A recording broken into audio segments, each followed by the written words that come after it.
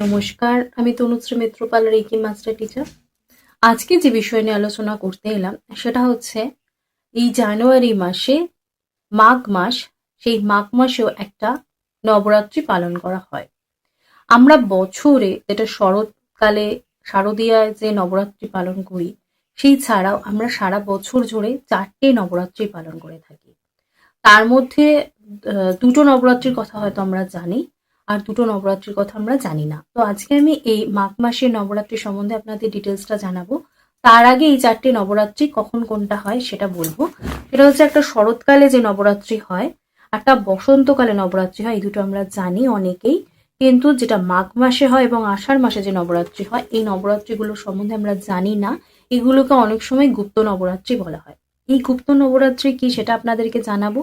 তার সাথে সাথে আমরা ঘরোয়াভাবে এই যে সময়টা, এই গুপ্ত নবরাত্রির সময় আমরা কিছু যদি টিপস ফলো করি, কিছু রিচুয়ালস যদি আমরা করি, তাহলে কিন্তু অবশ্য করি আমাদের নানা রকম সমস্যা, নানা রকম সংকট থেকে কিন্তু আমরা দূরে থাকতে পারবো। তো অবশ্য করেই পুরো ডিটেলসটা আপনাদেরকে জানাবো।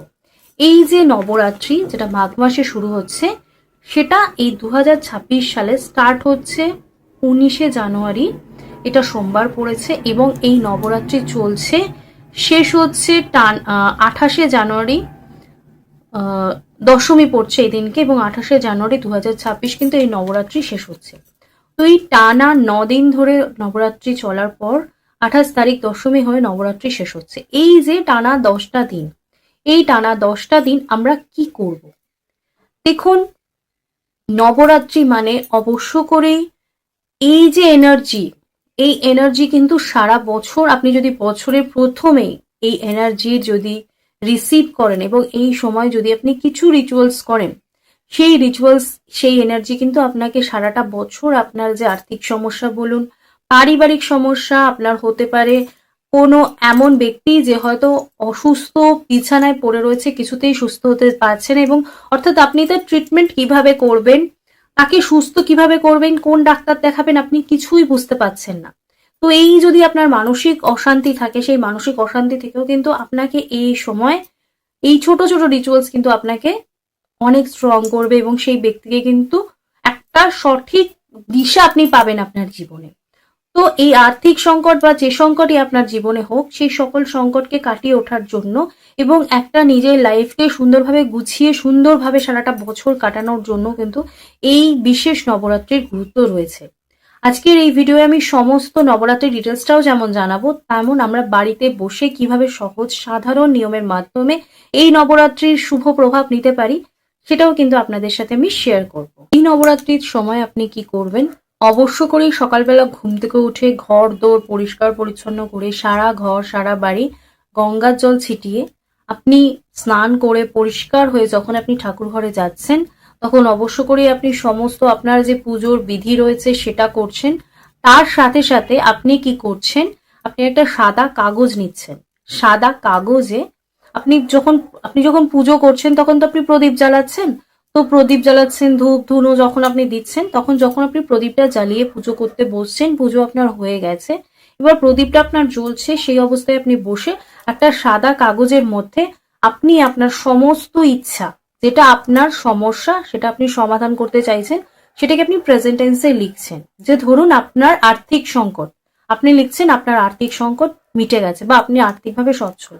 এটা আপনি প্রেজেন্ট টেন্সে লিখছেন। লিখে এই লেখাটা প্রত্যেক দিন আপনি কাগজটা আপনি আপনার যে ঠাকুরের যে আসন সেখানে আপনি রেখে দিচ্ছেন এবং এই লেখাটা আপনি মা দুর্গাকে আপনি স্মরণ করে লিখছেন এবং তার উদ্দেশ্যেই আপনি ঠাকুর ঘরে রাখছেন। হতে পারে আপনার হয়তো ঠাকুর ঘরে আপনি হয়তো দুর্গা মানে মা দুর্গাকে হয়তো আপনি পূজা প্রতিষ্ঠা করেননি, পূজা করেন না, কিন্তু ঠাকুর তো সব জায়গায় রয়েছে, ভগবান সব জায়গায় রয়েছে।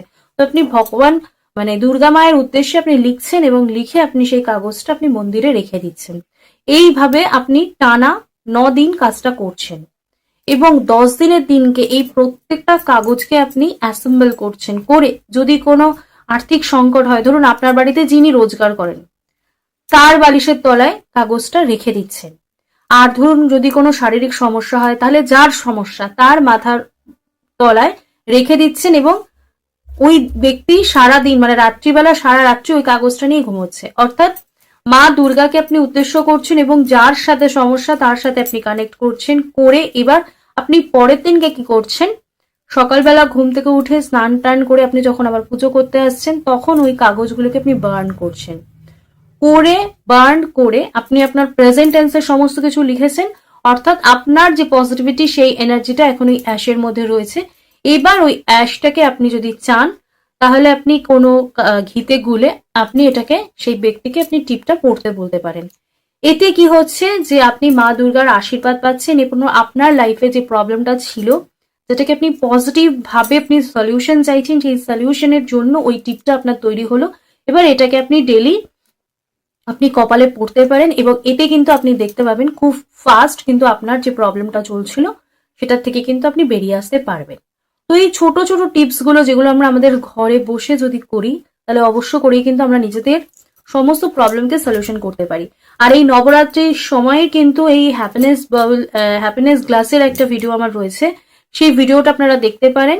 সেই ভিডিওটা যদি আপনারা ডেসক্রিপশন বক্সে লিংক দিয়ে রাখবো, যদি আপনারা দেখেন তাহলে এই রিচুয়ালসটাও কিন্তু এই সময় করতে পারেন, এতেও কিন্তু আপনি অনেক বেনিফিটস পাবেন। এবং আপনার কি রিচুয়ালস করবো অনেক সময় মাথায় আসে না আপনাদের, তো আপনারা যদি এটাও করেন তাহলেও কিন্তু এই বেনিফিটস পেতে পারেন। তার সাথে সাথে এই নবরাত্রির সময় একটা মন্ত্র জপ করার কথা আপনাদেরকে বলবো। আপনারা যখন পুজো করছেন বা এই কাজটা করছেন তার সাথে সাথে একটা মন্ত্র জপ করতে পারেন, সেটা হচ্ছে ওং এইং রিং চামুন্ডায় ভিচ্ছে। এই যে মন্ত্রটা যদি আপনারা জপ করেন এই সময়, তাহলে এই সময়ও কিন্তু এর পজিটিভিটিও কিন্তু আপনারা পাবেন। অর্থাৎ ওং এইং রিং ক্লিং চামুন্ডায় ভিচ্ছে, এই মন্ত্রটাও যখন আপনি এই সময় জপ করছেন তখন এটাও আপনি 11 বার জপ করছেন, করে আপনি তার সাথে আমার এই হ্যাপিনেস গ্লাসের ভিডিওটা দেখে নেবেন, লিঙ্ক ডেসক্রিপশন বক্সে দেওয়া রইল। আপনি এটাও করতে পারেন, এতেও কিন্তু আপনি আপনার যে প্রচন্ড সমস্যার মধ্যে আপনি পড়ে আছেন, আপনি কিছুতেই বেরোবেন কি ভাবতে পারছেন না, সেটা থেকে কিন্তু আপনি বেরিয়ে আসতে পারবেন। তো আজকে বলা যায় এখানে শেষ করলাম। সকলে সুস্থ থাকবেন, ভালো থাকবেন, নমস্কার।